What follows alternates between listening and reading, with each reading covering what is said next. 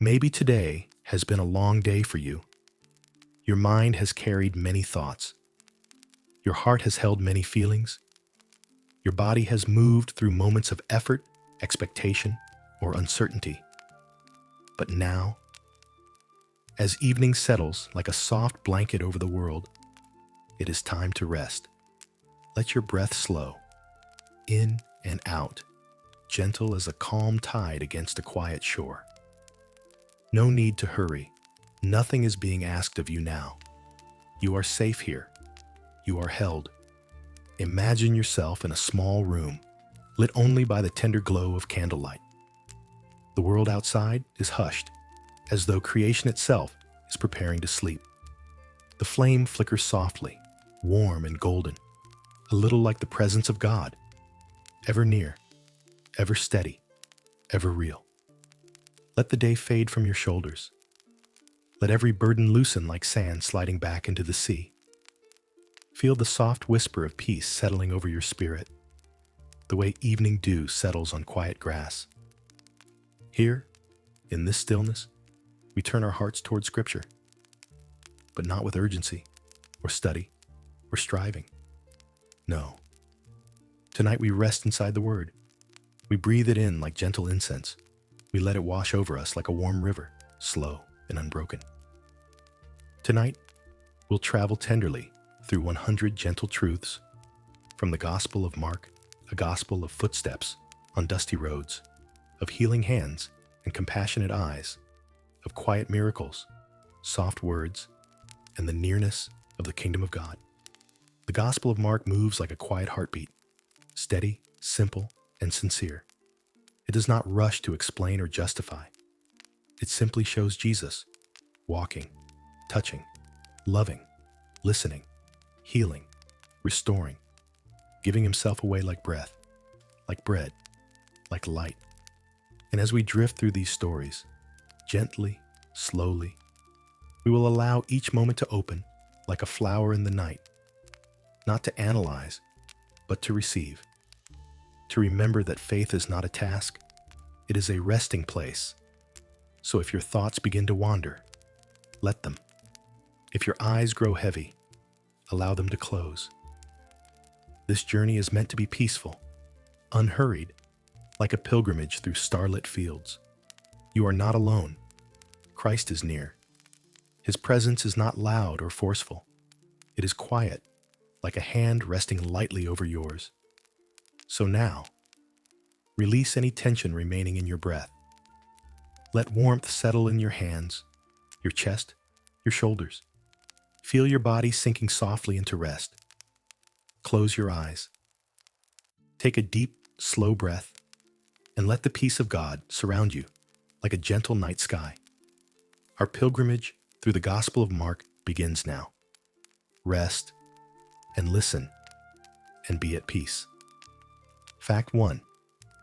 In the beginning of the Gospel of Mark, the story opens not with grandeur, but with a voice in the wilderness.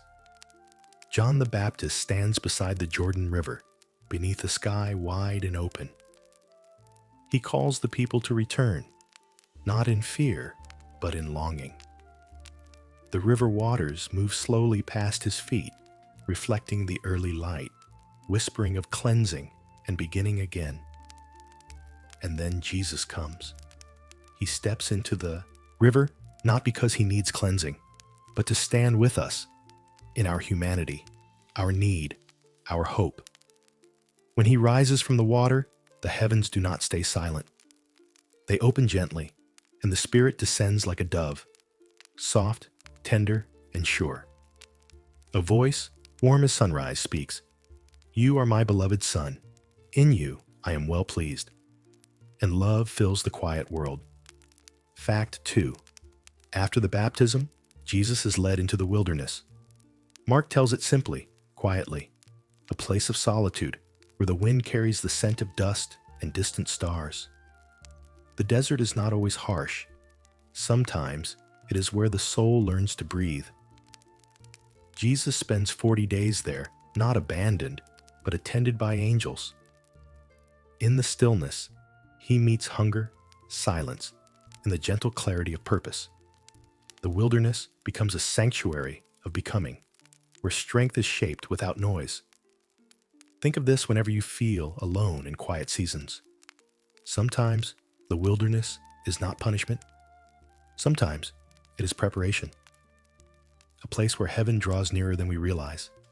A place where God whispers softly, shaping the heart for what comes next. Fact 3. When Jesus returns, he begins to call his first disciples. He does not choose scholars, kings, or men of great reputation. He chooses fishermen, hands weathered by rope and water, men who understand patience, silence, and casting hope into deep waters. He walks to the shoreline where waves breathe calmly against the sand, and he simply says, "Follow me." Not with pressure, not with explanation, just invitation. Something in his voice is restful, steady, like home remembering itself. And suddenly, the ordinary becomes holy. Nets are left behind. The world shifts, and love begins to walk on familiar roads. This is how God calls us still, not with demands, but with presence. Not with fear, but with a voice that feels like peace. Fact 4. In Capernaum, Jesus enters a synagogue on the Sabbath. The room is simple. Stone walls, woven mats, quiet murmurs of those gathered. As he begins to teach, his voice carries a calm authority, not loud or demanding, but clear, like still waters reflecting morning light. Those listening feel something awakening inside them, a remembering of who they truly are. Then, a man troubled by an unclean spirit cries out, his voice sharp against the gentle air. But Jesus does not speak with anger or force. He simply says, "Be still." And the storm within the man settles. Peace returns. The room falls silent again.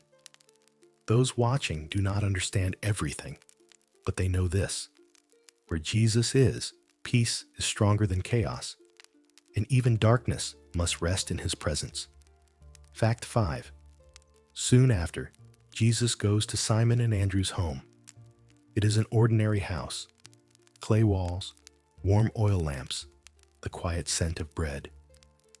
Simon's mother-in-law lies in bed with fever, her breath weak and shallow. Jesus approaches her gently. He does not speak long prayers or raise his hands in spectacle. He simply takes her hand, warm against his, and lifts her slowly. The fever leaves her like a soft exhale. Strength returns, quiet and natural, like dawn unfolding over the horizon, and she rises to serve them, not out of duty, but gratitude. Healing in the Gospel of Mark is often like this: quiet, personal, close. God meets us where we are most fragile and restores what we thought had faded away. Fact 6. That evening, the sun sets over Capernaum, painting the sky in soft rose and amber.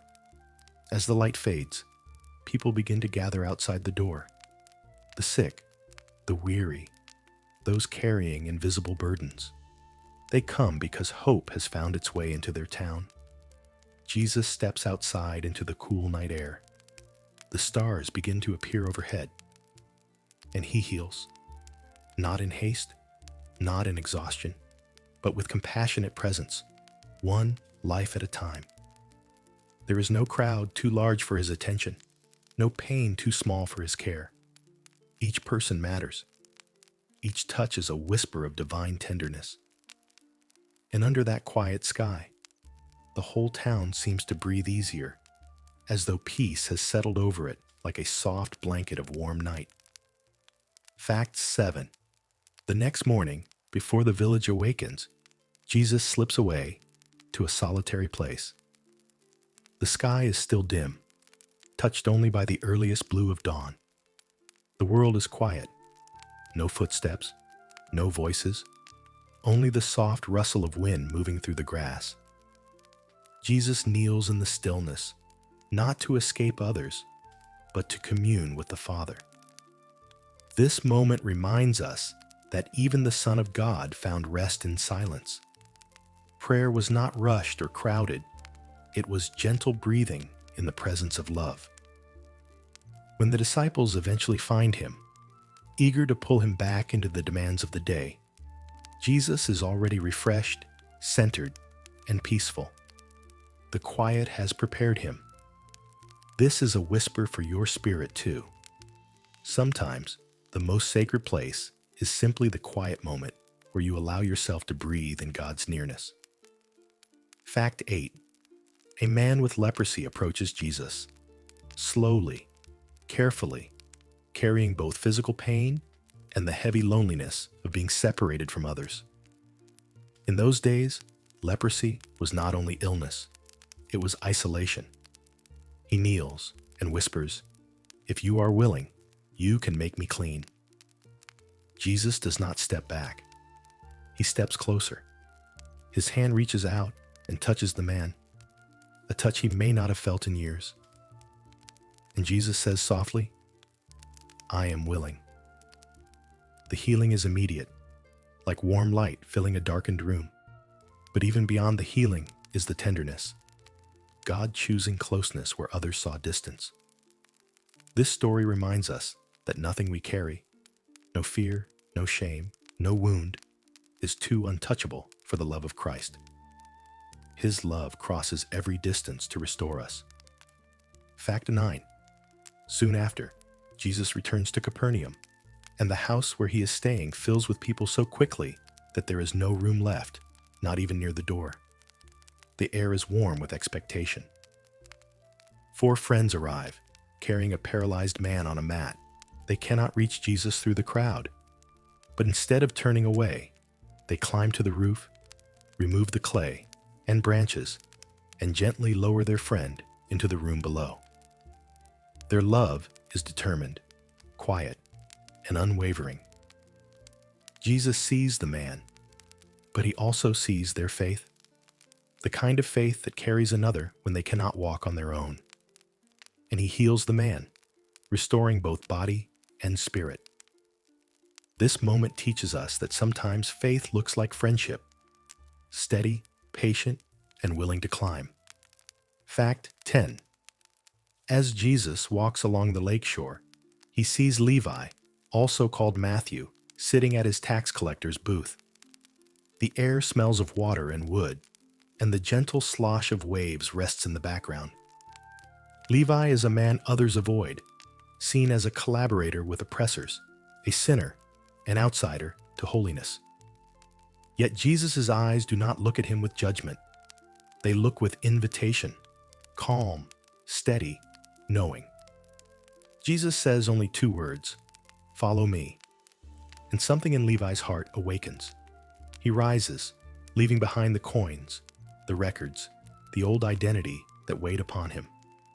Later, Jesus sits at Levi's table, sharing a meal with tax collectors and others considered unworthy. And there, in the simple warmth of shared bread, Jesus shows that love draws near where others draw away. His presence makes every table a place of grace. Fact 11. One Sabbath, Jesus and his disciples walk through grain fields. The afternoon sun rests gently on the earth, warm and golden. The disciples pluck heads of grain to eat, and some watching accuse them of breaking the law. But Jesus speaks softly, not to argue, but to reveal the deeper heart of God. He reminds them that the Sabbath was made for humanity, not humanity for the Sabbath. Rest was meant to be gift, not burden. A place where souls could breathe instead of strain. Jesus is teaching that God's law is always rooted in love, care, and restoration. The Sabbath is not a fence, but a shelter, a place to return to yourself, a place to remember that you are loved, not for doing, but simply for being. In his presence, rest becomes holy again. Fact 12. Another time, Jesus enters the synagogue and sees a man with a withered hand. The room is quiet, yet tense. Some are watching only to judge. Jesus calls the man forward. Imagine the courage required to step into the center with every eye upon you. Jesus asks, which is lawful on the Sabbath, to do good or to do harm?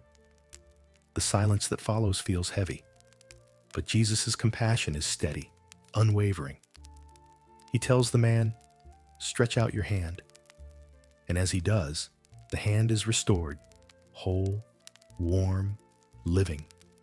Healing blossoms in the very space where hardness of heart had tried to rule.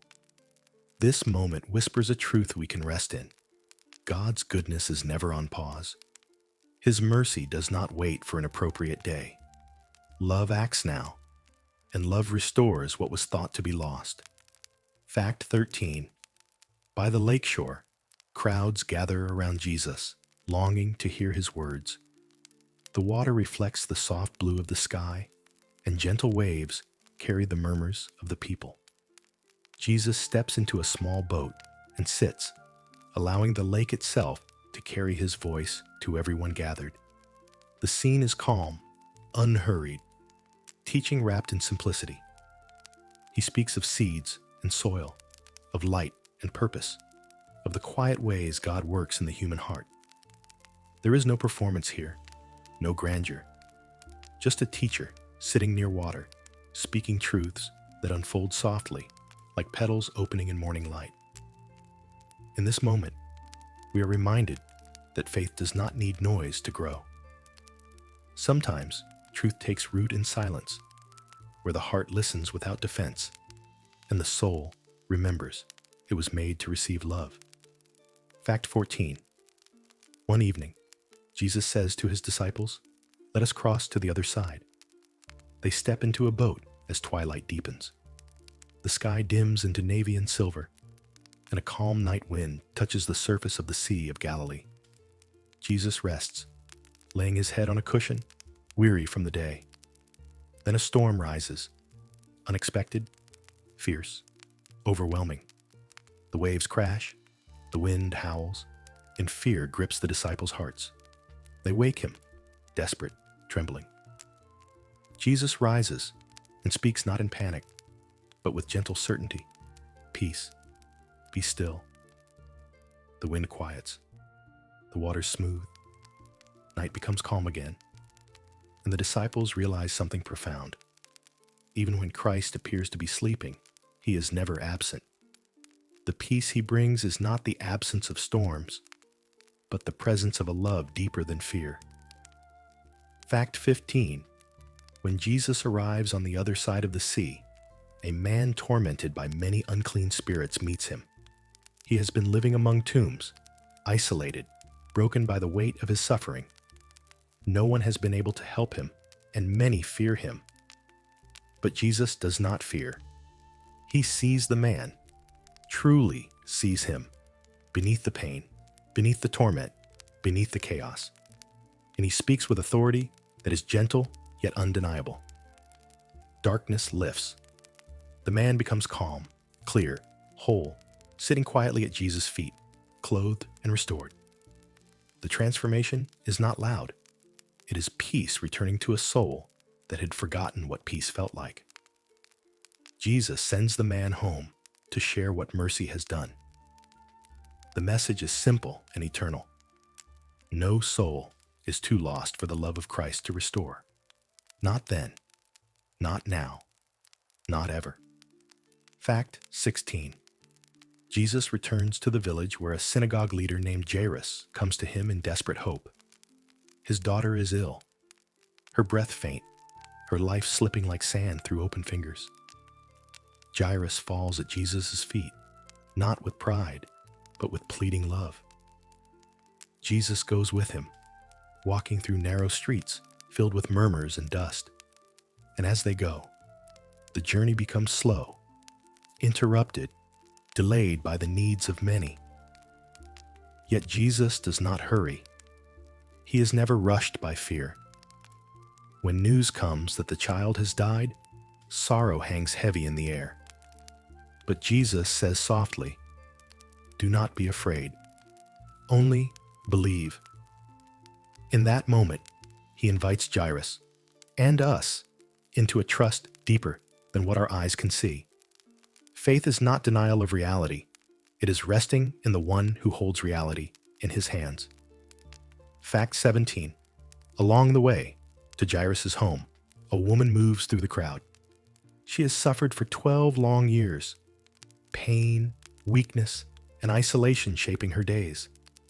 She believes that if she can only touch the edge of Jesus' garment, healing will come. And so she reaches, trembling, quiet, unseen by others. Her fingers brush the hem of his robe, and strength flows into her body like warm sunlight breaking through clouds. Jesus stops. He turns, not in anger, but in awareness. He sees her. He calls her daughter, not patient, not stranger, daughter. Her dignity is restored along with her body. The healing she receives is not only physical, it is belonging. It is being known. It is being loved. Sometimes the deepest healing comes not from the touch of our hand, but from the gaze of the one who never overlooks us. Fact 18. When Jesus reaches the home of Jairus, the house is filled with weeping and lament. The air is thick with grief, like a heavy fog that settles into the bones. Jesus steps into this sorrow, not with loud commands, but with quiet confidence. He enters the room where the girl lies still. Taking her hand gently, he whispers, "Talitha koum," "Little girl, arise." The words are tender, soft as morning dew on petals. Life returns to her, breath awakening her lungs, color returning to her cheeks. She begins to walk, as though waking from a peaceful dream.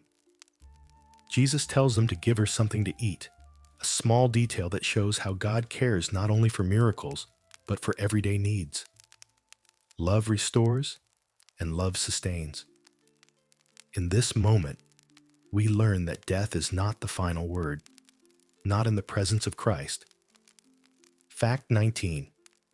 Jesus returns to his hometown of Nazareth, where the hills rise gently and the familiar scents of earth and olive wood linger in the air. The people there have known him since childhood. They know the shape of his footsteps, the sound of his voice, the memory of his growing years. Yet when he teaches in the synagogue, speaking with wisdom and grace, they cannot see beyond what they think they know. "Is this not the carpenter?" they whisper. Their familiarity becomes a veil over their hearts. Jesus does not rebuke them harshly. He simply marvels at their inability to receive what stands before them. Even so, he continues to heal a few, offering quiet mercy where it can be received. This moment reminds us that sometimes the hardest place to recognize God's work is in the ordinary and familiar places of our own lives. Fact 20. Jesus sends out the 12 two by two, not alone, but accompanied. A reminder that the journey of faith is shared. He gives them no heavy luggage, no extra provisions, no comforts to carry, only authority, trust, and companionship. They walk dusty paths and stay in simple homes, offering peace, healing, and the message of the kingdom. Their steps are guided not by certainty of outcome, but by confidence in the one who sends them. Their mission teaches a quiet truth. We do not need to be fully prepared before God can use us. We simply need to be willing. Sometimes the deepest strength emerges when we learn how little we must hold. For in our emptiness, God fills. In our dependence, God leads. In our small offerings, God brings forth abundance. Fact 21. When the apostles return from their journey, weary and eager to share all they have seen, Jesus invites them to rest. "Come away with me to a quiet place." They cross the lake to find stillness, but crowds follow, gathering along the shore. Instead of frustration or retreat, Jesus looks upon them with compassion. They are like sheep without a shepherd, wandering, hungry for direction, longing to be held by something true. Jesus teaches them gently, words unfolding like soft bread. As evening falls, the disciples worry there is nothing to feed the crowds. But Jesus blesses the small offering they have, 5 loaves and 2 fish. It is not enough, and yet it becomes abundance, more than enough. In this moment, we learn that what we bring to God does not need to be large, only given. Grace makes the small overflow. Fact 22. After the meal beside the lake, Jesus sends the disciples ahead in a boat while he withdraws alone to pray. Evening settles, and the hills darken into quiet silhouettes beneath a deepening sky. The lake grows restless, stirred by wind and waves. The disciples struggle at the oars, their bodies tense, their hearts weary. In the dark, they are surrounded by water and uncertainty. Then, in the 4th watch of the night, the quiet hours just before dawn, Jesus comes to them, walking on the waves. The water does not command him. He moves with calm authority. The disciples are frightened, thinking they see a spirit. But Jesus speaks softly, steady and familiar. Take courage. It is I. Do not be afraid. The storm does not end immediately, but their fear does. Sometimes the miracle begins not when the winds stop, but when his presence is recognized. Fact 23. On another day, Jesus encounters the Pharisees and some teachers of the law who question his disciples about tradition, specifically about washing hands before eating. Their focus is on ritual cleanliness, outward signs, visible conformity. But Jesus speaks of the deeper places, the inner chambers of the heart. He teaches that purity is not measured by what enters the body, but by what flows from the heart. The words we speak, the intentions we cultivate, the quiet movements of love or resentment that shape our lives. His voice is gentle, but clear, like water flowing over stone. He invites us to consider what we carry within, not with judgment, but with honesty. Purity, in the way of Jesus, is not perfection. It is openness to love. When the heart rests in God, goodness flows as naturally as breath. Fact 24. In the region of Tyre, a woman approaches Jesus, a mother whose daughter is suffering. She is a Gentile, an outsider to the children of Israel. Yet her love is fierce, steady, unwavering. She falls at his feet and pleads for healing. Jesus speaks of the children's bread, testing the depth of her trust, and she responds with humility and hope. Even the little crumbs are enough. Her faith is not loud. It is persistent, quiet, like a flame refusing to be extinguished. Jesus honors her love, her courage, her trust, and her daughter is healed. This moment shines softly with the truth that God's mercy is not limited by boundaries. No one is outside the reach of grace. Love crosses every divide, and faith, small as a whisper, can move the heart of heaven. Fact 25. Jesus returns to the region of the Decapolis, where a man who is deaf and can barely speak is brought to him. The crowd hopes for a miracle, but Jesus does not make a spectacle of the moment. Instead, he takes the man aside, away from public eyes.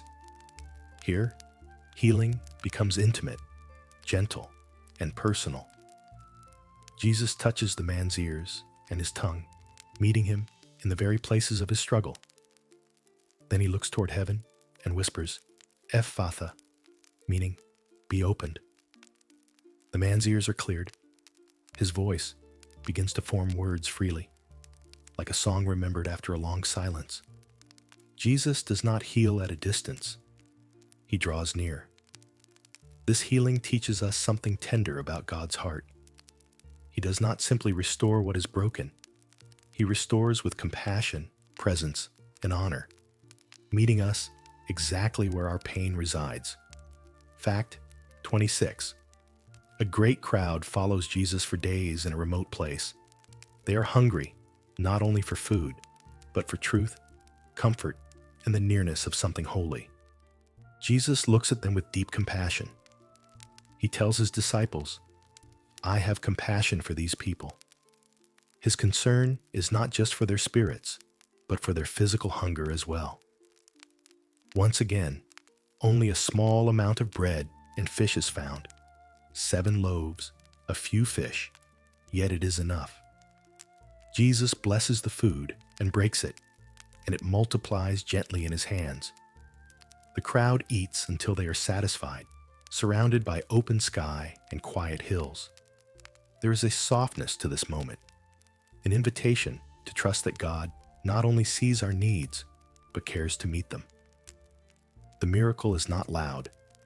It unfolds like the steady rhythm of grace, providing more than expected. Fact 27. As Jesus and his disciples travel, he asks them a question that rests like a stone dropped into deep water. Who do you say I am? There is a pause, not of confusion, but of reflection. Peter speaks, his voice steady. You are the Christ. The words settle into the air with quiet weight. Yet Jesus explains that his path will not be one of earthly triumph, but of suffering, surrender, and love given fully. The disciples struggle to understand. For love, that sacrifices, is not the love the world expects. Jesus calls them to follow not with force, but with invitation. Take up your cross. Not to burden themselves with pain, but to walk in a love that gives itself away.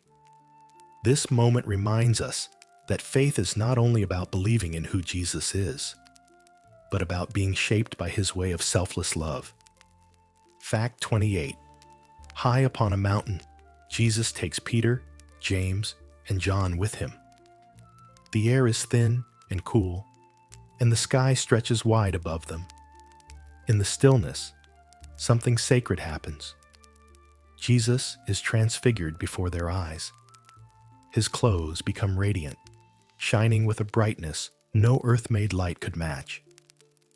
It is as if his inner glory gently rises to the surface, like dawn breaking through darkness. Moses and Elijah appear, standing with him, the law and the prophets bearing witness that all of history leans toward Christ. The disciples are overwhelmed, not with fear alone, but with awe, the kind that leaves the heart silent. A cloud surrounds them, soft and luminous, and a voice speaks. This is my beloved Son. Listen to him. This moment whispers that the Jesus who walks among us in gentleness is also the radiance of God's eternal light. Fact 29. When Jesus and the disciples return from the mountain, they find a troubled scene. A father pleading for his suffering son, whose life has been shaken by a spirit that torments him. The disciples have tried to help, but could not. The father's voice trembles with exhaustion and longing. He says to Jesus, "If you can do anything, have compassion on us."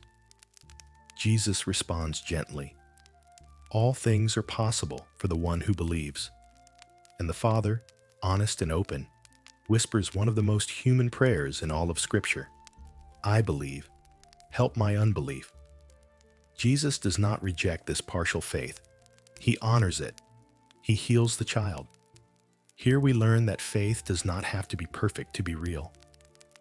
Even when we come with trembling trust, with questions, with only a small flame flickering inside, God meets us with compassion, and his love completes what we lack. Fact 30. As they travel through Galilee, Jesus teaches his disciples quietly. He tells them that he will suffer, be handed over, and rise again. The words are heavy, filled with mystery and sorrow. But the disciples do not ask questions. Instead, they fall into an argument about who among them is the greatest. When Jesus reaches a small house, he sits down, not to scold, but to teach with gentleness. He calls a child to himself, placing the little one in the center. The child stands there peacefully, trusting, small, and unself-conscious. Jesus says, "Whoever receives one such child in my name receives me." In this moment, greatness is redefined. True greatness is not position or power. It is tenderness, humility, and the openness to love without seeking reward. The kingdom belongs to hearts that know how to rest, trust, and be small in the presence of God. Fact 31. As Jesus continues to teach, the disciples notice someone outside their circle performing works of compassion and healing in his name. They are concerned, thinking that only those who walk directly with Jesus should act on his behalf. But Jesus speaks softly, offering a wider vision of grace. Whoever is not against us is for us. His words stretch the heart open. The kingdom of God is not a small place with narrow entry. It is wide, like horizon meeting sea, like sky without edge. Even the smallest act of kindness done in love, even giving a cup of cool water, is noticed by heaven. This moment reminds us that God's work is not contained. Love flows through many hands, many lives, many hearts. The Spirit is always moving, always drawing, always expanding the borders of grace beyond what we expect. Fact 32. One day, Jesus is surrounded by crowds once again, and parents bring their children to him for blessing. But the disciples, thinking they are helping, try to send the children away. They imagine Jesus too busy, too important, too focused to be interrupted. Yet Jesus sees the little ones and is moved with deep affection. He says, "Let the children come to me. Do not hinder them." He takes them in his arms, placing his hands gently upon their small heads, blessing them with a tenderness that rises from the very heart of God. In this moment, we see clearly that the kingdom belongs to those who come as children do, openly, honestly, without performance or shielding. To come to God is not to achieve, prove, or polish ourselves. It is simply to be held, to be welcomed, to be loved. Fact 33. As Jesus walks along the road, a wealthy young man approaches him with sincere eyes and a longing heart. He asks, "What must I do to inherit eternal life?" Jesus looks at him, truly looks, with love. The man has lived well, done much, followed faithfully. Yet Jesus sees the weight that binds him, his attachment to what he owns. He invites the man into freedom, to release the burden and follow him. But the man's heart trembles at the thought of letting go, and grief settles in his eyes. He walks away, sorrowful. Jesus does not call him back. He loves him still. This moment teaches us gently that some of the heaviest chains we carry are the ones we hold by choice. Freedom in God is not loss. It is spaciousness. It is the quiet joy of traveling unburdened with love as our treasure. Fact 34. As Jesus continues on his journey, he speaks once again to his disciples about his coming suffering, death, and resurrection. The road beneath their feet is dusty, the sky pale with afternoon light. The disciples walk close to him, yet their hearts struggle to understand a Messiah who chooses sacrifice over earthly glory. Then James and John come to him with a request, a bold one. They ask to sit at his right and his left in his kingdom. Jesus listens, not with anger, but with patient love. He tells them that greatness in his kingdom is not found in being served, but in serving. For even the Son of Man did not come to be served, but to serve. In this gentle teaching, we learn that the deepest strength is not in power, but in humility. True honor is found in love that bends low, giving itself away freely. Fact 35.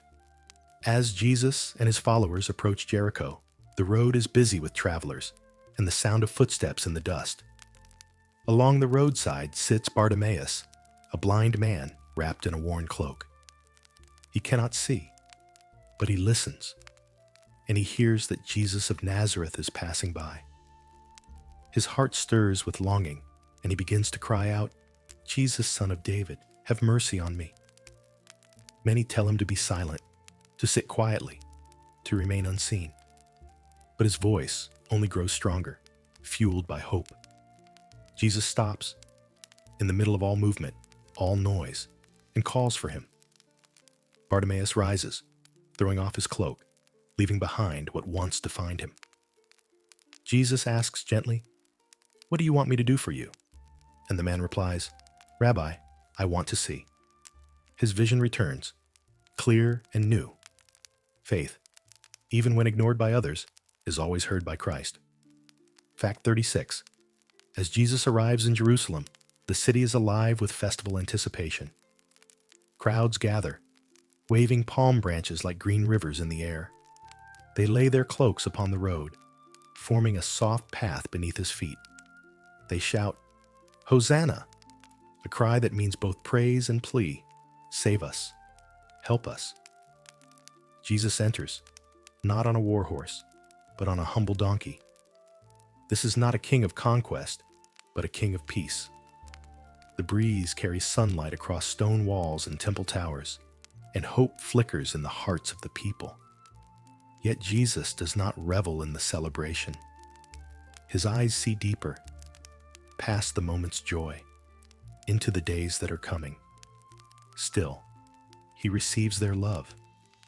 In this gentle entry, we learn that God's kingdom arrives not with force, but with humility, quietly, like peace riding into the city of the soul. Fact 37. In Jerusalem, Jesus goes to the temple, the sacred place meant to be a house of prayer, a sanctuary of peace. Yet he finds it filled with merchants, coins clattering, voices raised, the scent of trade heavy in the air. The sacred has been swallowed by the hurried. Jesus does not react in anger, born of frustration, but of love protecting what is holy. He gently but firmly turns over the tables, letting the coins scatter like seeds across the floor. He speaks words that fall with clarity. "My Father's house shall be called a house of prayer." It is not a moment of rage, but of restoration. He is returning the space to silence, reverence, openness to God. Sometimes love clears away what is noisy so the heart can breathe again. Fact 38. As Jesus walks through the temple courts, the religious leaders begin to question him, trying to trap him with their words. They ask about authority, about taxes, about resurrection. Each question woven with hidden motives. But Jesus, calm as a wind that knows its path, responds with wisdom that settles gently but surely. When asked which commandment is greatest, he answers with clarity and peace.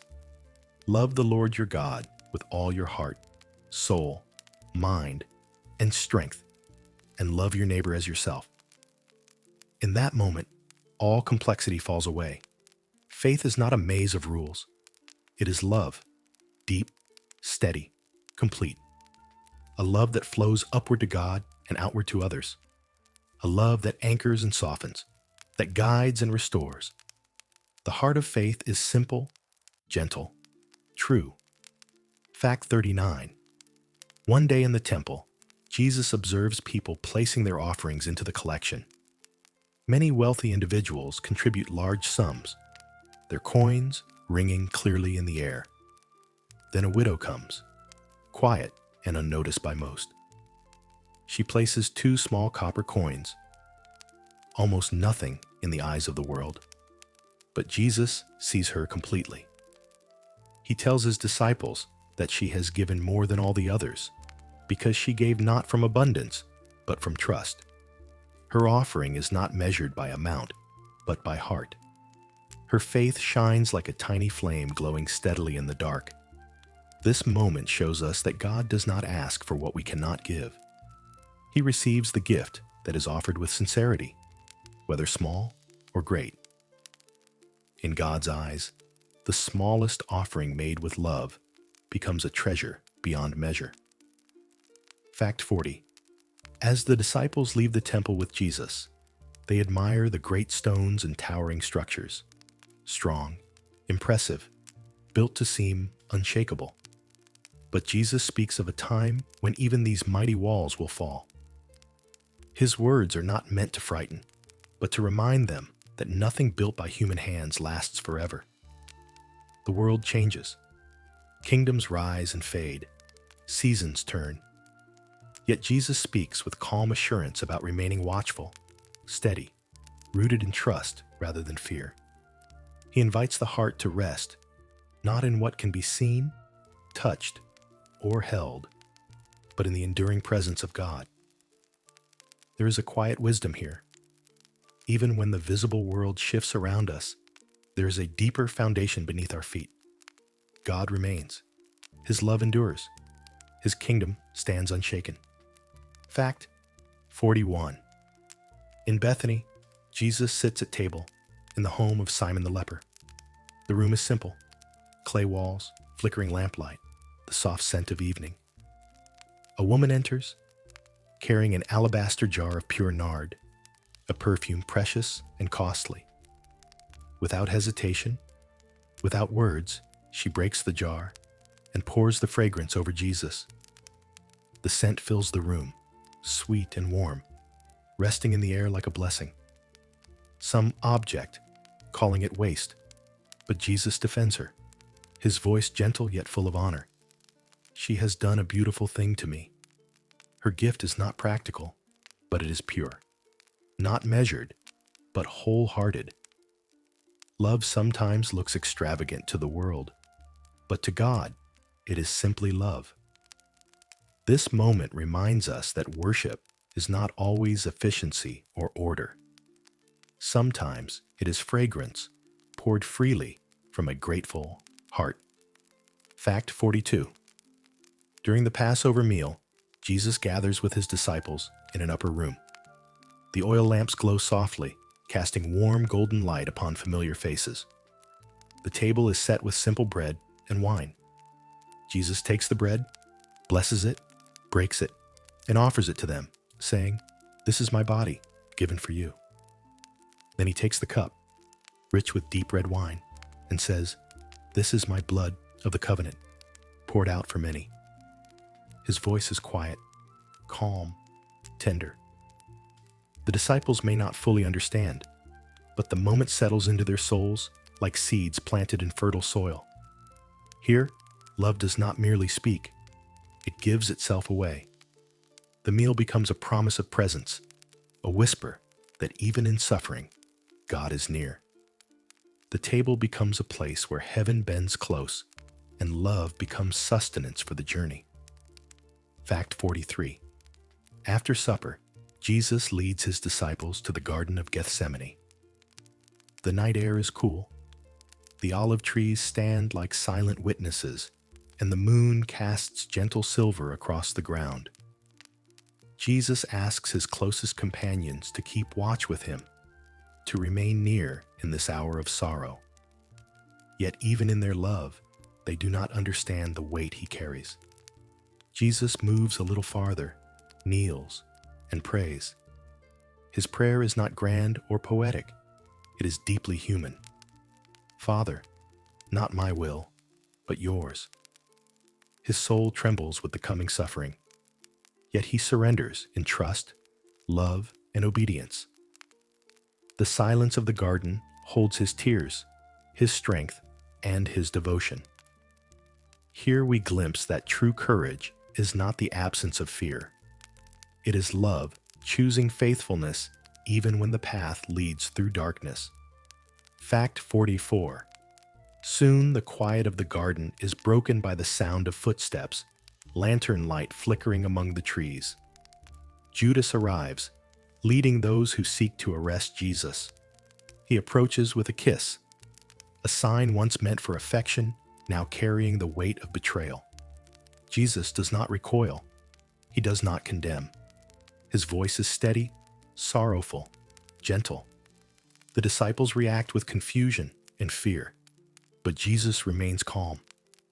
He allows himself to be taken, not because he is powerless, but because love chooses sacrifice. Even in this moment of wounding, he offers healing, restoring the ear of the one struck in the chaos. This moment teaches us that Jesus' love does not break under betrayal. It remains. It endures. It embraces even those who do not yet understand him. Fact 45. Jesus is brought before the council, questioned and accused. The room is dim with torchlight, whispers, and cold judgment. False testimonies are spoken, yet Jesus remains silent, not from weakness, but from strength. His silence is a shelter of peace, a refusal to argue with fear-driven hearts. Finally, the high priest asks directly, "Are you the Christ, the Son of the Blessed?" And Jesus answers simply, "I am." His words resonate, quiet but undeniable, like truth spoken into the deepest chamber of the soul. Meanwhile, outside in the courtyard, Peter, who once vowed loyalty, denies knowing him 3 times.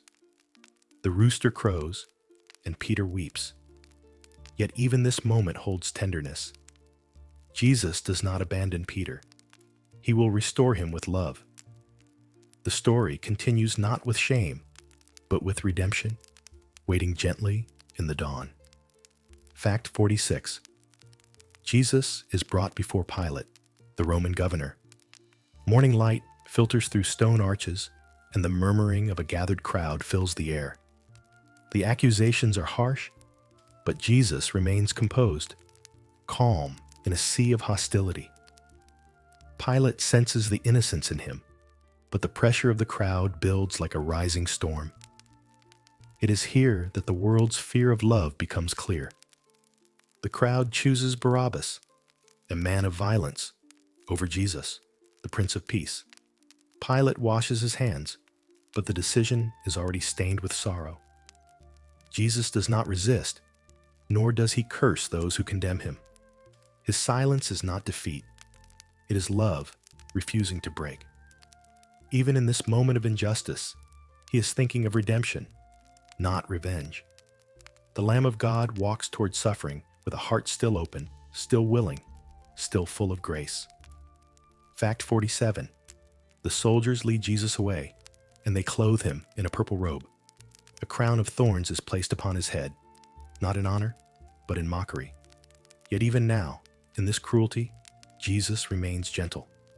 They strike him, they spit, they jeer, but his love does not change. The thorns, sharp and pressing, represent the pain carried by every human heart, every fear, every grief, every wound. Jesus wears that pain willingly. He carries the suffering of the world, not from a distance, but from within it. The robe falls heavy on his shoulders. The crown presses deeper. Still, he continues forward. His love is not fragile. It is steady, enduring, stronger than every cruelty. Here, we see a love that does not turn away, even when the world does not understand it. A love that holds humanity even as humanity wounds him. Fact 48. Jesus is led to Golgotha, the place of the skull. The sky feels heavy, as though creation itself is holding its breath. The cross is lifted, and Jesus is raised upon it. His hands, once used to heal, now bear the weight of nails. His feet, once used to walk among the broken, are fastened to wood. Yet his voice does not speak condemnation. Instead, he whispers, "Father, forgive them." The world has given him its worst, yet he answers with love. Darkness covers the land, sorrow settles deep, and the veil in the temple tears, signifying that no barrier remains between humanity and God. The cross becomes not a symbol of death, but of love poured out completely. In this moment, we learn the most profound truth. God does not love us because we are worthy. He loves us because He is love. Fact 49. As Jesus breathes His last, a great stillness settles over the world. The sky above Calvary grows dim, and the earth holds a silence deeper than any night. Those who had watched from a distance, women who had followed and cared for Him, remained close enough to see, their hearts aching yet faithful. Among them is Mary Magdalene, whose life had been restored by His compassion. Nearby stands a Roman centurion, hardened by discipline and war. Yet as he witnesses Jesus' final breath, the peace, the surrender, the love, he whispers, "Truly, this man was the Son of God." Even in death, Jesus opens hearts and awakens belief. The cross becomes not an end, but a doorway. Love has gone to the deepest darkness, and even there, it does not fail. Even in silence, God is still speaking. Fact 50. Jesus' body is taken down with reverence. Joseph of Arimathea, a quiet follower among the council, goes to Pilate and receives permission to care for the body. He wraps Jesus gently in clean linen, hands trembling with grief and devotion. He lays him in a tomb carved into the rock, sealing it with a heavy stone. The Sabbath approaches, and the city grows still. The disciples hide, weighed with sorrow and confusion. It feels like the end, the closing of a story, the extinguishing of a light. Yet in the stillness of this sacred waiting, something unseen is taking place. The silence of the tomb is not emptiness, it is transformation. Beneath the surface of grief, a dawn is forming. The seed of resurrection rests in quiet soil. Sometimes the holiest work of God unfolds beneath the surface, where no eye yet sees. We are halfway through this gentle pilgrimage, halfway through the quiet, unfolding story of Jesus as told in the Gospel of Mark. You have walked beside Him along the shores of Galilee, through crowded villages, across storm-touched waters, and up the winding roads into Jerusalem.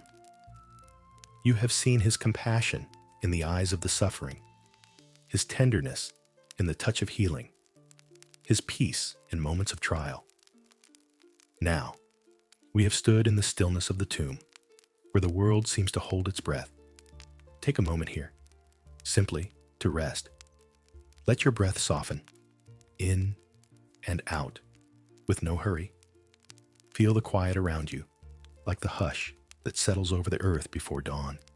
There is no need to strain to understand. Truth is not grasped, it is received. Let your heart rest in the love that has been revealed. A love that walks with you, a love that does not forsake you, a love that enters every valley and stands with you in every shadow. You are safe here. You are held here. You are known here. And now, when you are ready, we will continue our journey into the light that rises. Fact 51. Early in the morning, while the sky is still pale and the world hushed in quiet expectation, the women come to the tomb. Mary Magdalene, Mary the mother of James, and Salome walk together with spices in their hands, love guiding their steps. They worry softly, wondering who will roll away the heavy stone. Their hearts are heavy with grief, yet faithful enough to come. When they arrive, they find the stone already moved, not by human strength, but by divine grace. The tomb is open. The silence inside is not the silence of death, but of something wondrous. A young man clothed in white speaks gently. He is not here. He is risen. The words fall like morning light breaking over the horizon. The resurrection is not thunderous. It is dawn, quiet, certain, unstoppable. Love has awakened, and life has returned, just as He promised. Fact 52. Mary Magdalene remains near the tomb. her heart full of confusion and longing. Tears blur her vision, the morning air cool against her skin. She turns and sees someone she assumes is the gardener. But then he speaks her name, Mary, softly, intimately, as only he could. In that single word, her sorrow melts into joy. She knows him. She feels the truth settle into her bones. Jesus lives. He stands not as a memory, but as presence, warm, real, near. He tells her to go and tell the others. The first witness to the resurrection is not a king nor a scholar, but a woman whose heart had been transformed by love. This moment whispers something eternal. God knows your name. He meets you personally, and he reveals himself most deeply in moments of tender recognition, where love calls the heart awake. Fact 53. When Jesus appears to the disciples, they are gathered in fear, the doors closed, spirits trembling. Grief has weighed on them, and confusion clouds their thoughts. Yet Jesus enters their midst without force or fanfare. His presence is gentle, like peace unfolding in a still room. He speaks, "Peace be with you," not as a wish, but as a gift. Peace settles into the space, touching each heart like a soft hand over the soul. He does not scold their doubt or shame their fear. Instead, he breathes peace, offering reassurance, hope, and restoration. Love returns not with demands, but with comfort. This moment teaches us that the risen Christ does not wait for us to be strong before coming to us. He steps into our locked rooms, sits with us in our trembling, and brings peace that quiets every storm within. Fact 54. Before returning to Galilee, Jesus appears to two disciples who are walking along a country road. The path is quiet, lined with grass and dust, the world still adjusting to the miracle unfolding. They speak to one another in hushed tones, sorrow, confusion, and longing woven together in their voices. Jesus joins them, though they do not recognize him at first. He listens gently, letting their hearts express their heaviness. Then he begins to unfold the scriptures for them, speaking of promise, hope, and redemption. His voice is calm, familiar, steady.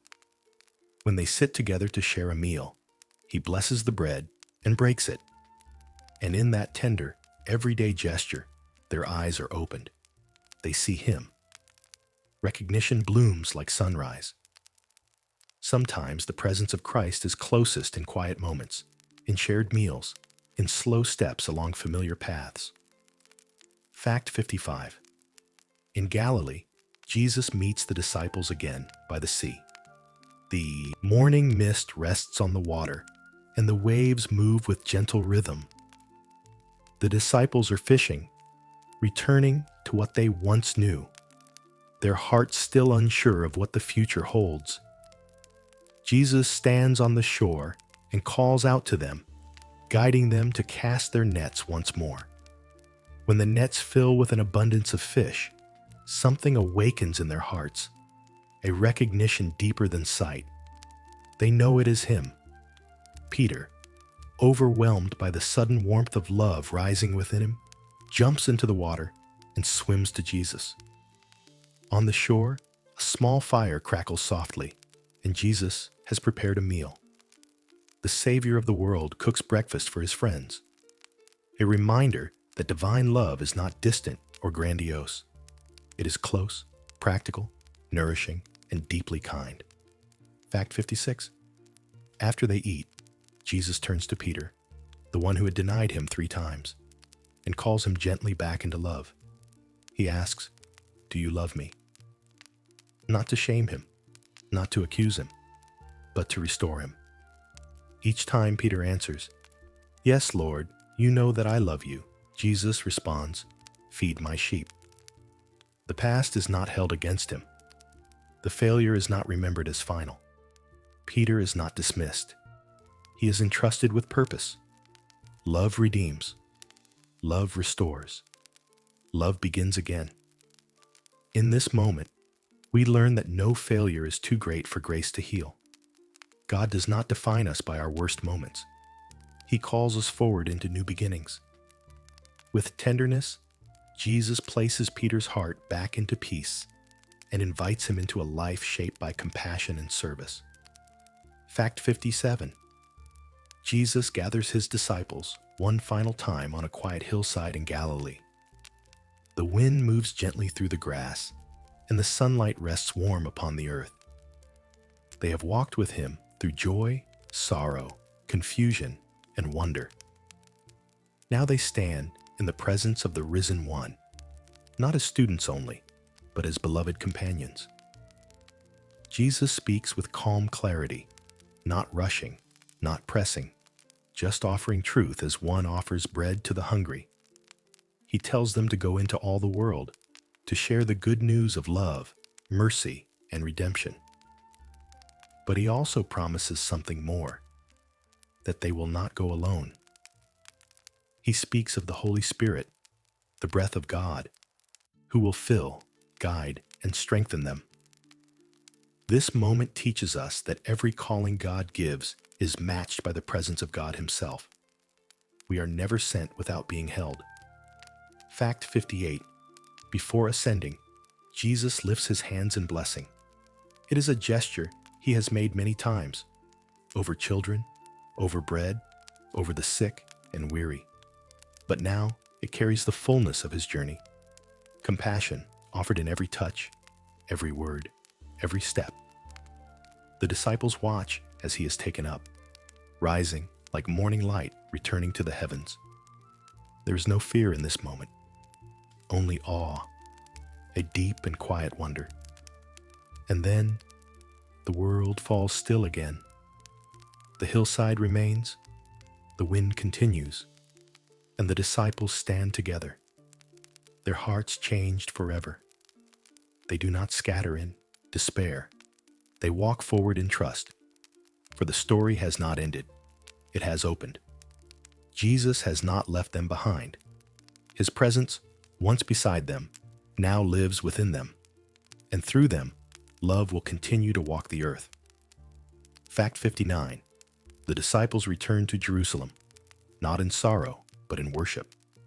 Their steps are lighter now, their hearts steadier. They gather in prayer, united in purpose and in hope. The upper room becomes a sanctuary of waiting. The quiet is no longer empty. It is full of expectation, full of the warmth of memory and the nearness of promise. Jesus' words echo gently in their spirits. I am with you always. This is not a farewell, but a beginning. The Gospel of Mark ends with movement. The message carried forward, hearts awakened, lives ready to reflect the love they have received. The story does not conclude in silence. It continues in every act of compassion, every whisper of forgiveness, every step taken in faith. The gospel is not only something to read, it is something to live, gently, steadily, day by day. Fact 60. As the message of Jesus begins to spread, we remember that the Gospel of Mark was written for hearts in need of encouragement, believers facing uncertainty, hardship, and questions. Mark's telling is simple, direct, and full of movement, like a steady heartbeat guiding the reader from scene to scene. His words remind us that Jesus is not distant or difficult to understand. He is near, walking alongside those who are weary, hungry, searching. The gospel does not ask us to climb a mountain of theology to find him. It gently places him in our hands, in stories of compassion, healing, forgiveness, and presence. Mark's gospel whispers this truth over and over. Jesus is here, not in a realm unreachable, but in the steps of your day, the soft places of your heart, the breath of your prayer. Faith begins with simply recognizing him close. Fact 61. Mark's gospel is the shortest of the four. but its pace mirrors real life. Quick moments, sudden turns, quiet miracles that unfold without announcement. In many scenes, Jesus tells those he heals not to speak of it. This is not secrecy born of fear, but the gentle humility of love. Jesus does not draw attention to himself. He draws attention to the Father. His miracles are not performances. They are gifts, quiet mercies. Even when crowds gather, he often withdraws to pray, teaching us that doing the work of love requires resting in love. In this rhythm, pouring out and returning to silence, we are offered a pattern for our own lives. You do not need to shine brightly in the eyes of the world. Your life can be gentle, hidden, steady, and still full of holy light. Fact 62. The Gospel of Mark calls Jesus the Son of Man, a title that holds both divinity and tenderness. It means he is God with us, present in our humanity, walking in our dust, sharing our hunger, sorrow, and joy. He is not a distant ruler looking down, but a companion walking beside. He touches the sick without hesitation, listens to the weary without impatience, and welcomes the overlooked without condition. To call him the Son of Man is to trust that he understands you fully, your emotions, your tiredness, your longing for peace. There is nothing in you that is unfamiliar to him. When you rest tonight, you rest in the presence of one who has walked every valley and knows every shadow. His love does not require you to be strong, only willing to be held. Fact 63. In Mark's Gospel, crowds often press close around Jesus. People from every walk of life, carrying every kind of need. Some are confident, some are desperate, some are curious, and yet Jesus slows for each one. He does not rush past pain. He does not overlook the quiet or the unseen. He hears the unspoken prayer, the trembling thought, the sigh too soft for others to notice. When the woman touched the hem of his garment, he felt it. When blind Bartimaeus cried out, he stopped. When children ran to him, he welcomed them. The heart of Jesus is attentive. He is the kind of love that notices. This invites us to rest in the gentle truth that we do not have to compete for God's attention. He sees you. He hears you. He knows the shape of your longing, and he calls you beloved. Fact 64. Mark shows us again and again that Jesus chooses compassion over convenience. When he is tired, he still welcomes the weary. When his days are full, he still pauses for the one who calls out. His love does not depend on mood or circumstance. It is constant, like a steady flame in the quiet of night. And yet, Jesus also rests.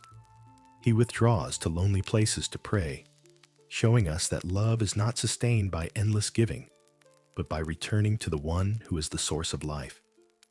His rhythm is gentle, pouring out, being refilled, pouring out again. This becomes an invitation for you. You do not need to achieve your way into God's presence. You do not need to earn rest. Rest is part of the holy pattern. Let your heart breathe. Let your spirit quiet. Rest is where love settles deepest. Fact 65. In Mark's Gospel, Jesus speaks often of the kingdom of God, but not as a distant realm or a place beyond the stars. He describes it as something small and near, like a mustard seed, tiny, almost invisible, yet holding the fullness of life within it. The kingdom grows quietly, gently, in hidden places, in forgiveness offered, in kindness given, in prayers whispered when no one hears. It does not arrive with fanfare. It grows like roots in the dark soil, slowly, steadily, faithfully. Jesus teaches that the kingdom is already within you, forming in the quiet chambers of your heart. It is the place where love takes root and peace begins to bloom. You do not have to search far. or strive endlessly to find it. Simply be still, breathe softly, and know that God's presence is already here. Fact 66. In Mark, Jesus often tells his disciples to listen, not just to hear words, but to receive them deep into the heart, where truth becomes peace.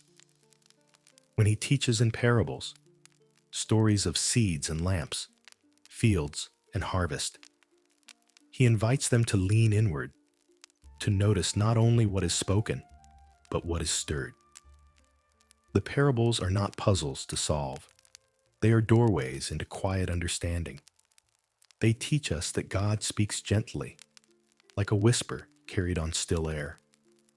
We do not always recognize his voice at first, but over time, through patience and rest, the heart learns its familiar warmth. Listening is not effort. It is openness. It is the soul leaning toward the light. When we slow down, breathe softly, and allow silence to settle, we discover that God has been speaking all along, and the message is always love. Fact 67. Whenever Jesus heals in Mark's gospel, he restores more than the body. He restores dignity, belonging, and peace. To the leper, he gives touch, the gift of being seen and held again. To the paralytic, he gives forgiveness, releasing the weight that lay heavier than the body's stillness. To the woman with the issue of blood, he gives identity, calling her daughter. Healing is not merely the removal of suffering, it is the return of wholeness, and wholeness comes through love. Jesus shows us that God does not only mend what is broken, he welcomes what has been forgotten, overlooked, or cast aside. Wherever there is loneliness, he brings companionship. Wherever there is shame, he brings honor. Wherever there is fear, he brings rest. Healing is the gentle hand of God, restoring us to ourselves and to the embrace of his tenderness. Fact 68.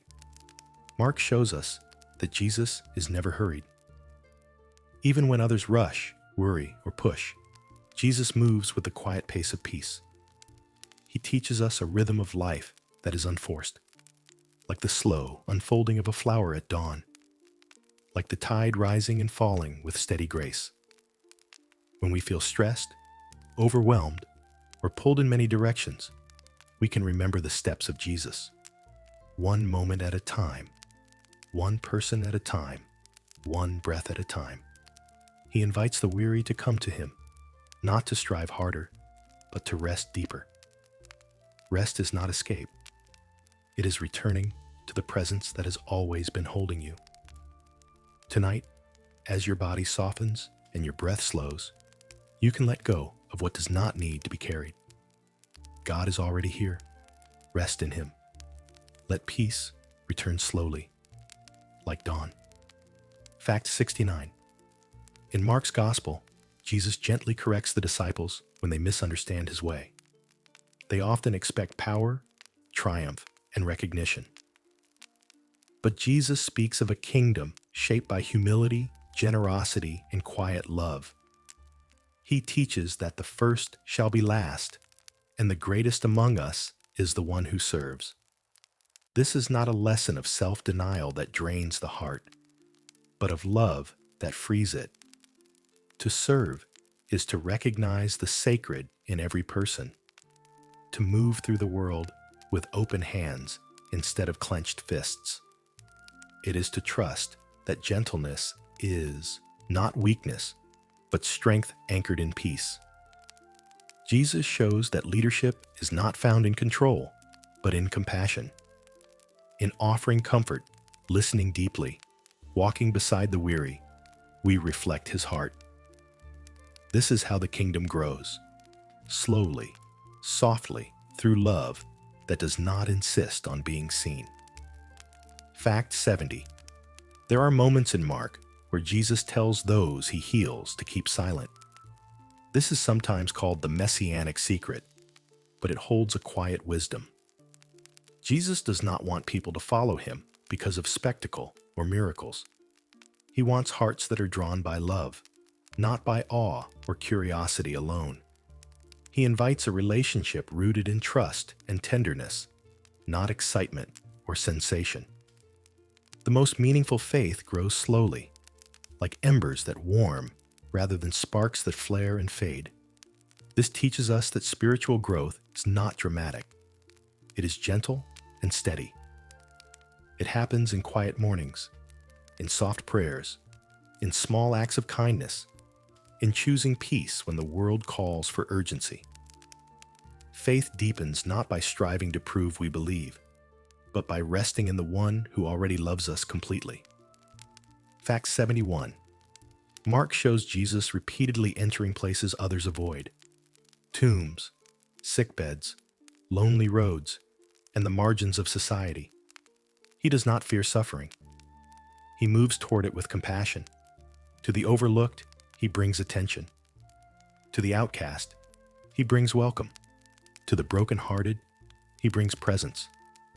He does not promise that life will be free from sorrow, but he promises that sorrow will never be faced alone. His love is not distant.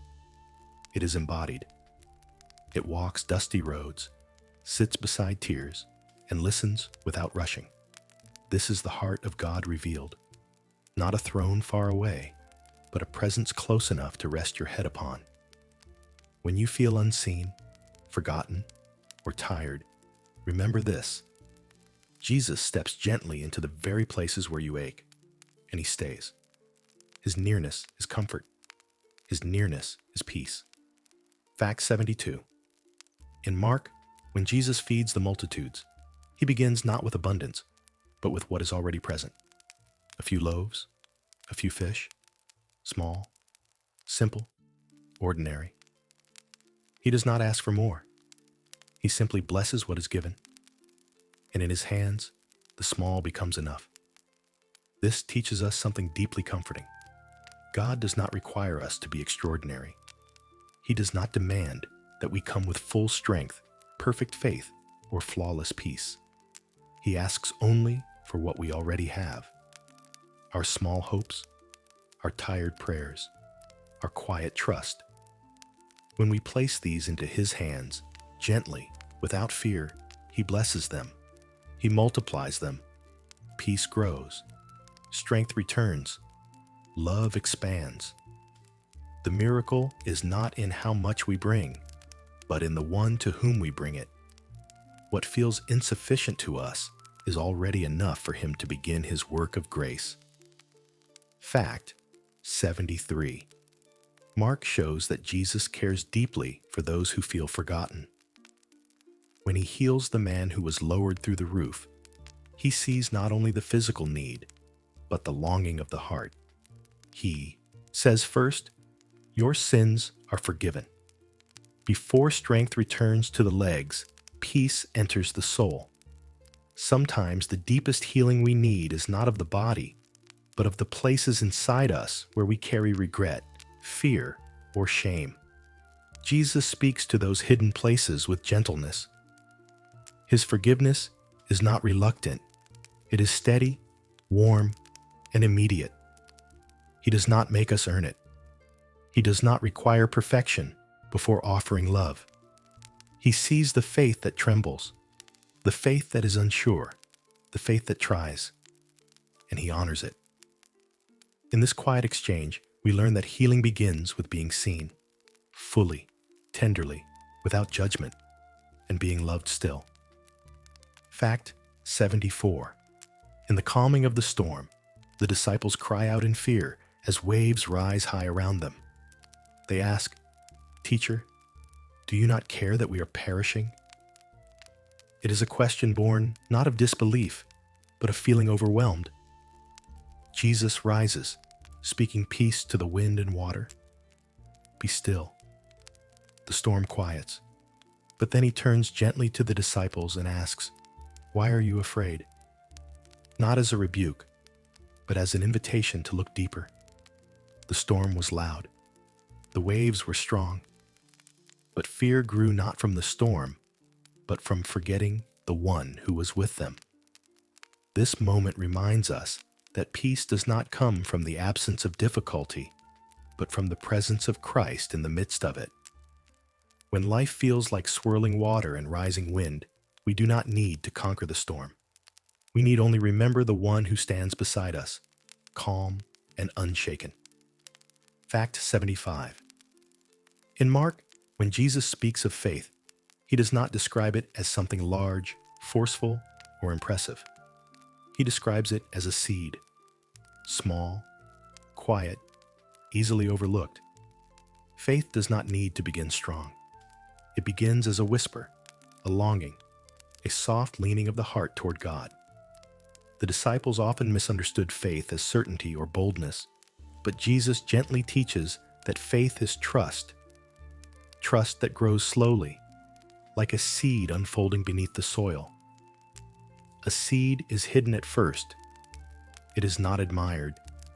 It is not applauded. Yet inside it is the fullness of life waiting to bloom. So it is with your faith.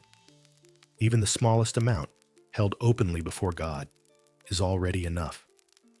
Faith does not demand you to be fearless, only to turn toward love, and love will do the growing. Fact 76. Mark shows us that Jesus sees beyond appearances. He sees the heart, gently, fully, without harshness. When others judge by status or failure, Jesus looks deeper. When the rich young man approached him, Jesus looked at him and loved him. When Peter denied him, Jesus later restored him with tender care. When the woman poured perfume over him, others saw waste. Jesus saw devotion. This is the love that understands, the love that does not require explanation. Jesus knows your quiet hopes, your quiet fears, your hidden weariness. He knows the thoughts you do not speak aloud. And still, his gaze is gentle. He looks at you and loves you. You do not need to perform or prove anything to him. Simply rest in the truth that you are seen, and that being seen leads not to judgment, but to embrace. Fact 77. The Gospel of Mark ends not with finality, but with invitation. The women at the tomb are told, "Go and tell. He is going ahead of you." These words carry a soft, steady promise. Jesus is always ahead of us, preparing the way. Wherever you step next, he has already stepped. Wherever you fear to go, he is already present. The story continues with your story. The gospel is not something finished long ago. It is something unfolding gently, day by day, breath by breath, choice by choice. Each moment of kindness, forgiveness, patience, or quiet trust becomes part of the living gospel written in your life. The journey is not hurried. The way is not heavy. Jesus does not ask you to run. He simply invites you to walk with him at the pace of peace. Fact 78. In Mark, Jesus often tells his disciples not to be afraid. These words are not commands meant to suppress emotion. They are invitations to rest. Fear arises when we feel alone, uncertain, or overwhelmed by what we cannot control. But Jesus reminds us that we are never abandoned. When he says, "Do not be afraid," it is always followed by his presence. He is the calm in the storm, the steady hand when the waves rise, the gentle voice in the night. We are not asked to remove fear by our own strength. We are invited to release it into his care. Fear loosens when we remember who holds us. And when the heart finally exhales, peace returns like a slow tide, filling the spaces where anxiety once lived. In this quiet trust, we learn to rest in the one who is always near. Fact 79. Mark shows us that Jesus values the quiet acts of love that the world often overlooks. A shared meal, a comforting touch, a moment of stillness, a listening ear. These are the places where the presence of God gently unfolds. When Jesus took the little girl by the hand and told her to rise, he did not follow the miracle with celebration or spectacle. Instead, he simply said, "Give her something to eat." This small instruction shows that God cares for the simple needs of our lives. The love of Jesus is both miraculous and practical. It heals the soul and nourishes the body. It restores the heart and remembers the hunger of the stomach. Nothing in your life is too small for God to care about. Every breath, every step, every quiet tear, all are held with tenderness. His love lives in the ordinary. Fact 80. In Mark's Gospel, Jesus teaches that true discipleship is not about achieving greatness, but about learning how to love. He says, "If anyone wants to be first, he must be last of all and servant of all." These words do not diminish our worth. They free us from striving. When we stop trying to prove ourselves, we open space for peace. Jesus shows that the heart finds joy not in being admired, but in offering kindness, not in being lifted above others, but in walking beside them. Service is not a burden. It is the language of love. And when we love in quiet ways, encouraging a friend, comforting a neighbor, forgiving someone who hurt us, we reflect the heart of Christ. In loving others gently, we become more fully ourselves. The journey of discipleship is simply learning to love as He loves. Fact 81. There is a moment in Mark when the disciples are exhausted, surrounded by crowds, overwhelmed by needs, stretched thin by constant movement. Jesus sees their weariness before they speak of it. He says to them, "Come away with me to a quiet place and rest." These are some of the most tender words in Scripture. Jesus does not push His followers to endure beyond their strength. He does not demand endless giving. He sees the human limits of the heart and honors them. Rest is not laziness. It is love, caring for the vessel through which love flows. When Jesus invites them to rest, He invites us as well. You do not need to earn a pause. You do not need to justify your tiredness. If your heart is weary, He whispers the same invitation. "Come away with me. Breathe. Be still." Fact 82. In Mark, Jesus blesses the bread before breaking it. This order matters. Blessing comes first, before the breaking. He takes what is whole, gives thanks for it, blesses it, and then it is broken to be shared. This is the pattern of life in God's hands. We too are blessed before we are broken. Before the difficult seasons, before the losses, before the changes we did not ask for. We are already held in love. And after the breaking comes the giving, the sharing of what we have become through grace. The broken bread becomes nourishment for many. The same is true in us. The places we thought would undo us often become the places where compassion flows from us. Brokenness is not the end. It is the beginning of becoming bread in the hands of love. Fact 83. Throughout Mark, Jesus calls ordinary people fishermen, tax collectors, quiet hearts carrying silent wounds. He does not choose those who appear strong by worldly standards. He calls the willing, the searching, the uncertain, the hopeful. He calls those who simply turn toward Him.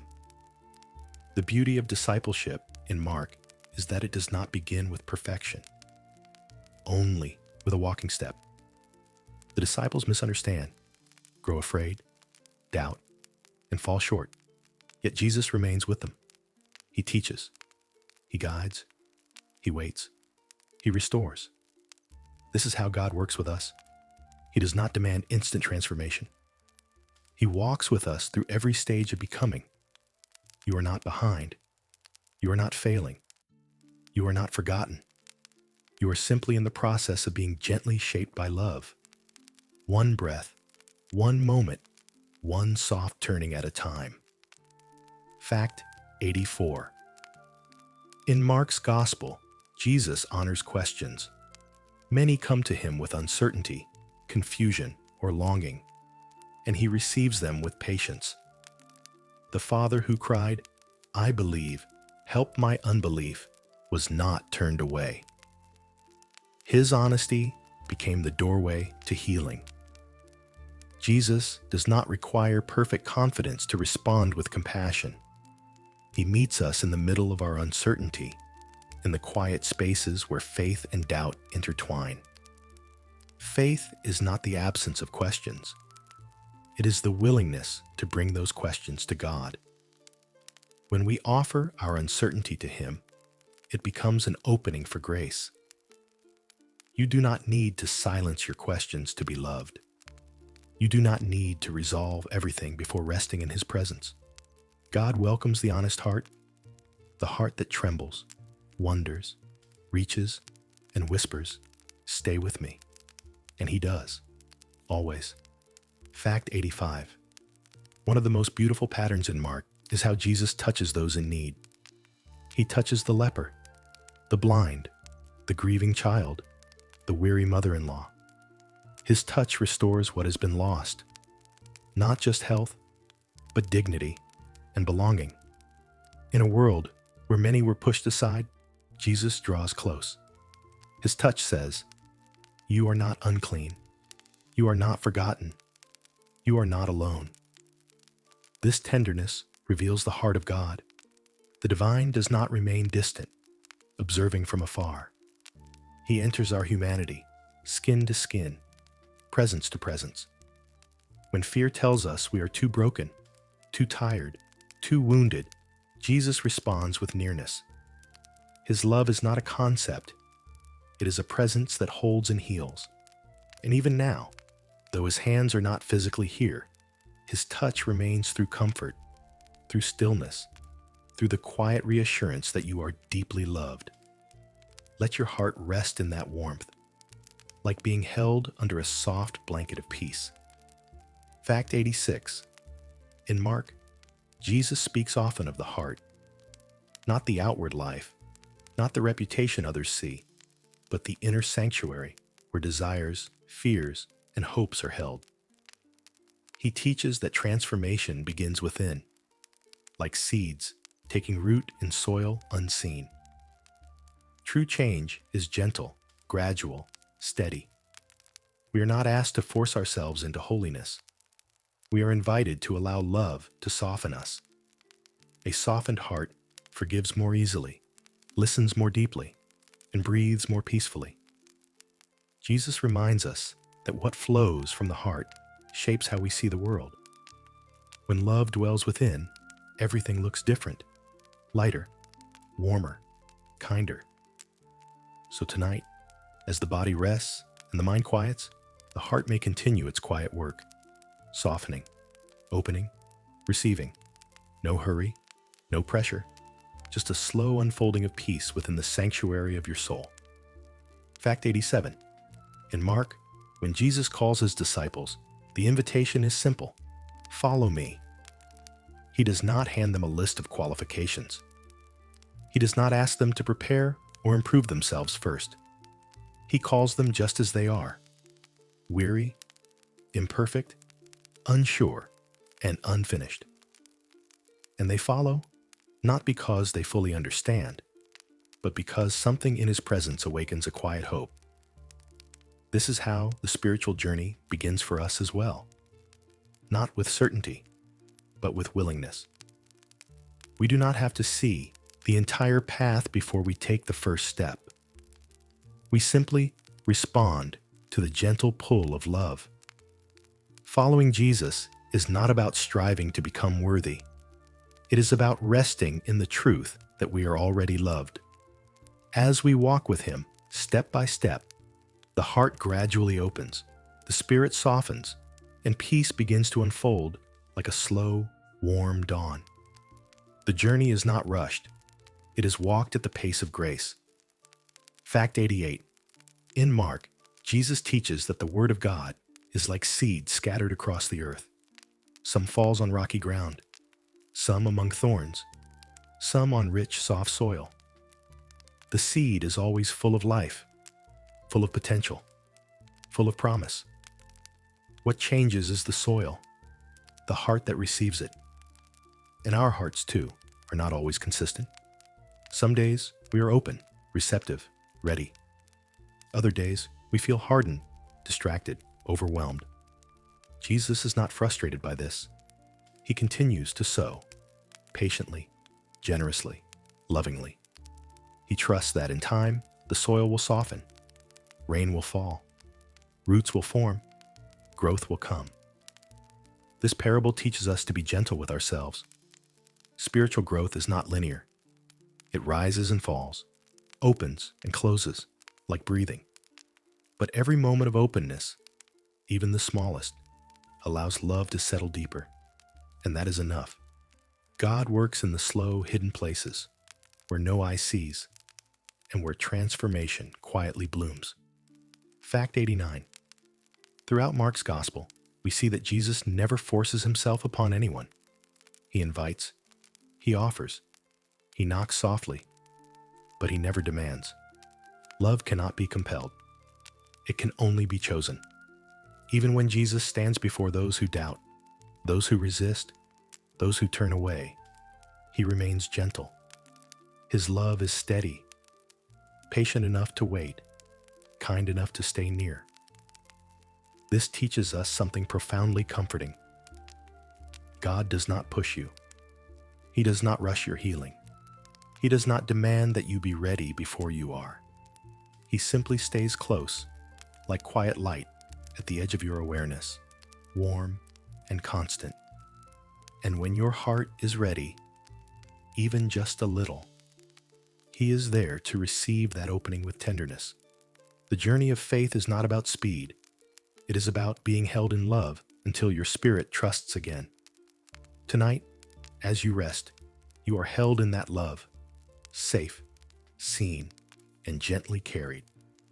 Fact 90. In the Gospel of Mark, Jesus shows us that compassion is not only something we feel, it is something we do. When he sees the hungry, he feeds them. When he sees the sick, he heals them. When he sees the lonely, he draws near. His compassion is active, gentle, and steady. It does not hesitate or evaluate worthiness.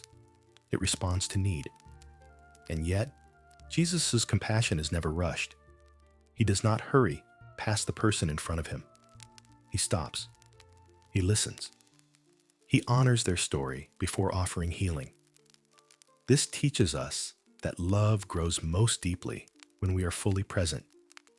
You do not need grand gestures to reflect the heart of Christ. A kind word, a patient response, a warm presence. These small acts carry divine tenderness. Love is not measured by size, but by sincerity. And when it is given quietly, it becomes rest for weary hearts, including your own. Fact 91. Mark reveals that Jesus understands sorrow. In Gethsemane, his soul is described as deeply distressed and overwhelmed. He knows what it is to feel heavy, uncertain, and afraid. He knows what it is to weep. He knows what it is to feel alone, even among those who love him. In this moment, he prays, not with polished words, but with honesty. Father, all things are possible for you, yet not my will, but yours. His prayer teaches us that we do not need to hide our pain from God. We do not need to be composed or strong before we speak. God welcomes the trembling voice, the breaking heart, the unfinished sentence. He meets us in the honesty of our need, not the performance of our composure. When you are weary, you can pray simply, gently, even with sighs instead of words. Every sigh is heard, every tear is held. You are never alone in the garden. Fact 92. In Mark's Gospel, resurrection does not arrive with loud celebration. It comes softly, like dawn. The women come while the sky is still dim, while grief is still fresh, while hope feels fragile. And it is there that life returns. God often works in quiet places, unseen, where sorrow has settled and the heart has stopped striving. Resurrection does not erase suffering, it transforms it. The wounds of Jesus are still visible in his risen body, not as marks of defeat, but as signs of love that endured. This teaches us that healing does not require forgetting. Restoration does not require erasing what has been.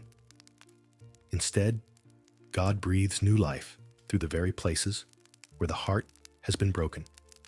Your story does not end in darkness. Even now, in quiet ways you may not yet see, dawn is forming. Light is returning. Love is rising. Fact 93. In Mark, when Jesus speaks of taking up our cross and following him, he is not inviting us into suffering for suffering's sake. He is inviting us into love that remains steady, even when the path is difficult. The cross is not a symbol of condemnation. It is a symbol of love that will not turn away. To carry the cross is to choose compassion when bitterness feels easier, forgiveness when resentment feels justified, gentleness when the world encourages hardness. It is the quiet strength of choosing love again and again, even when the heart feels tired. Jesus does not ask us to carry the cross alone.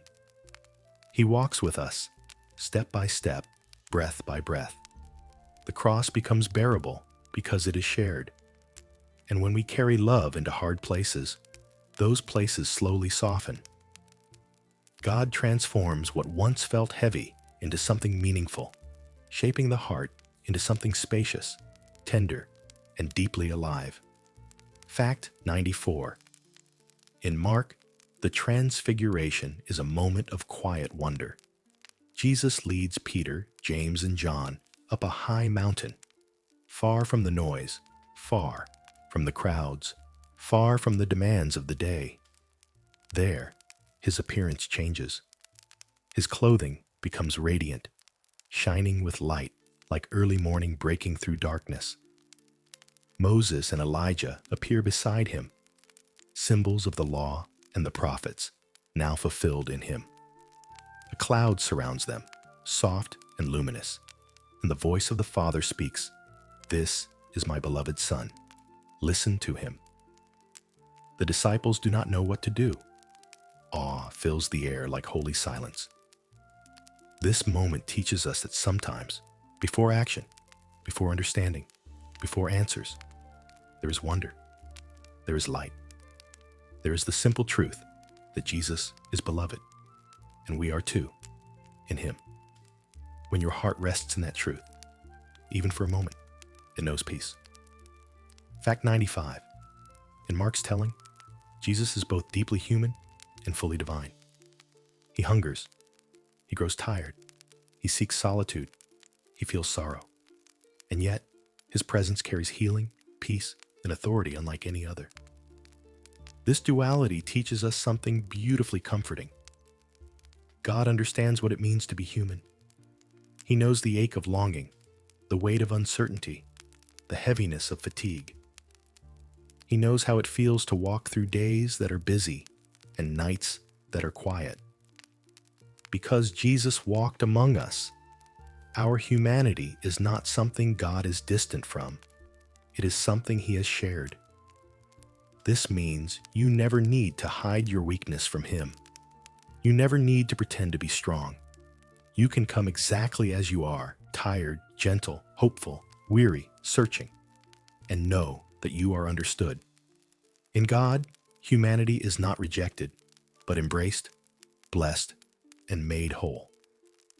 Fact 96. In the Gospel of Mark, there is a moment when Jesus is asleep in the boat during a storm. The waves rise, the wind roars, and the disciples panic, yet Jesus rests.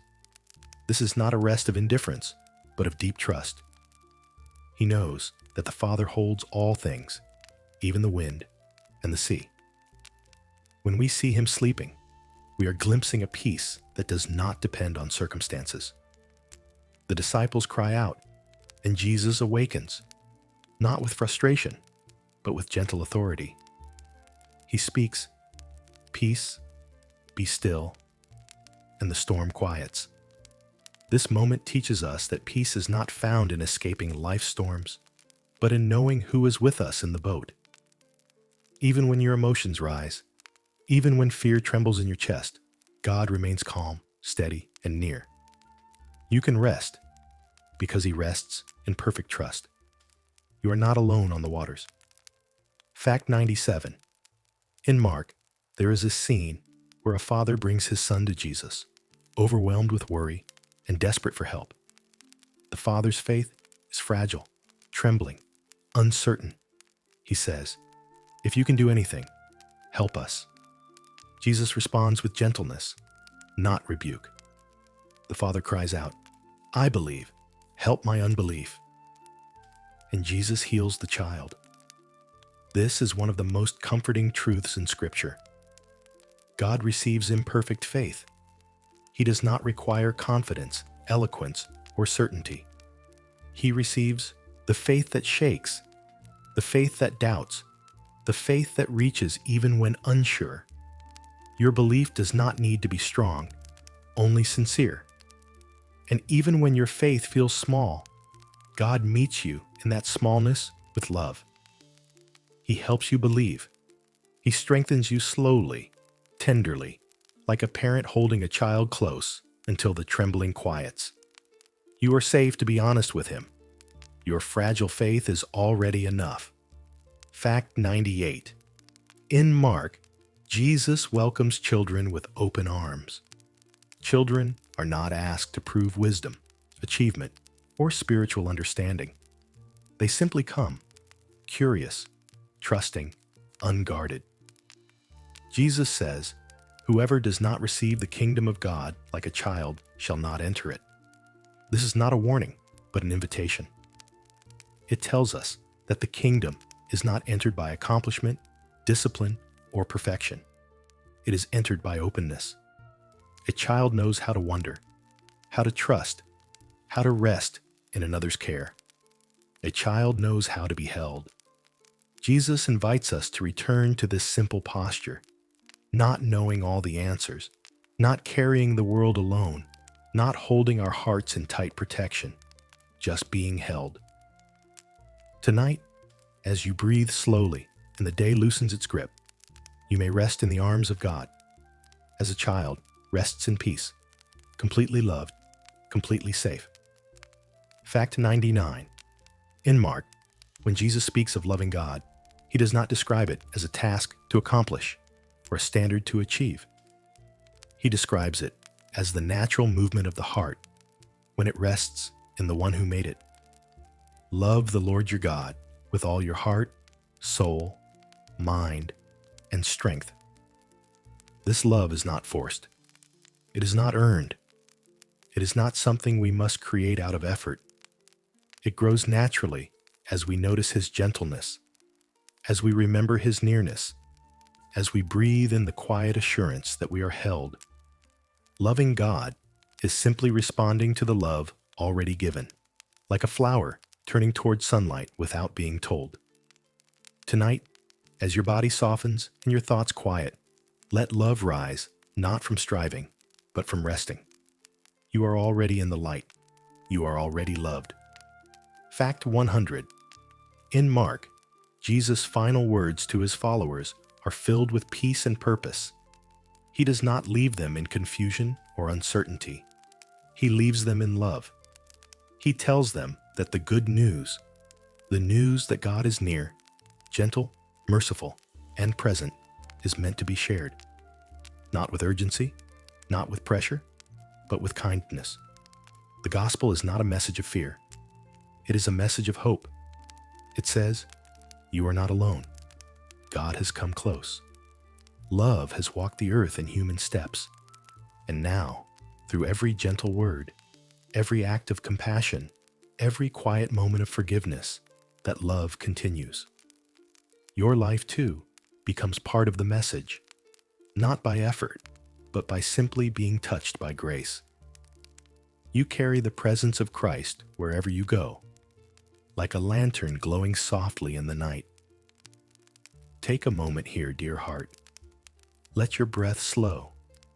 In and out, like waves touching shore. You have walked with Jesus through Galilee, across waters, along dusty roads, into quiet gardens, and through dawn-lit resurrection. You have seen his compassion, his patience, his courage, his tenderness. You have felt how he sees the overlooked, comforts the weary, restores the broken, and loves without end. Let that love settle now inside you, soft, warm, steady. You do not need to hold any lesson tightly. You do not need to remember every word. Simply rest. The story of Jesus is not something you need to carry. It is something that carries you, like gentle hands, like still water, like morning light waiting to rise.